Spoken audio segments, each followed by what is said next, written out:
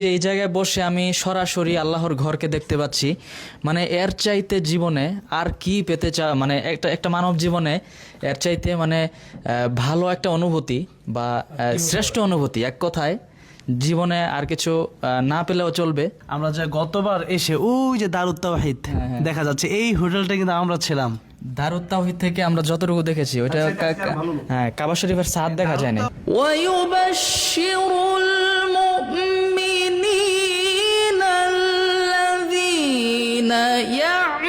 يعملون الصالحات أن لهم أجرا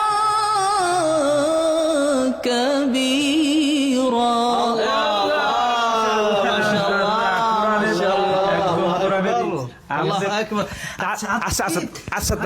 তেলাওয়াতটা আজকে যত সুন্দর হয়েছে, আমি তার চলাফেরার মানে পর থেকে কোনোদিন মনে হয় আমার মনে হয় কাবা দেখে ওর ভিতরের যে তেলাওয়াতের নূর পাওয়া যাচ্ছে।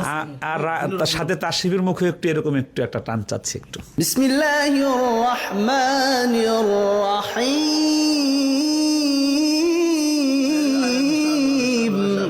আমাদের রাশেদ কাদরি ভাই চট্টগ্রামের, উনি হিলটনের একটা বড় পোস্টে আছেন।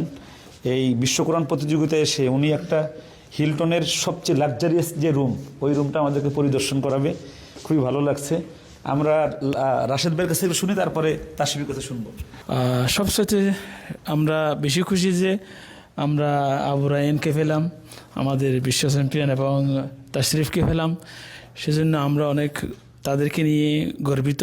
তবে সবসাথে আমরা সন্তুষ্ট আছি যে আমরা যে কোরআনের পাখিদের, যারা কোরআনের নিয়ে যারা গবেষণা করে, যারা কোরআন নিয়ে চর্চা করে, তাদের সেবা করতে পারতেছি মক্কায় থেকে।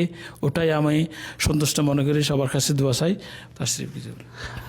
আলহামদুলিল্লাহ, আজকে হিলটনে আমরা যেখানে প্রতিযোগিতা হচ্ছে বিশ্ব প্রতিযোগিতার বাছাই, আমরা ঠিক সেই জায়গাটাতে, আমরা সেই বিল্ডিংয়েই একটি লাক্সারিয়াস একটি ভিআইপি একটি রুম আমরা দেখতে যাচ্ছি।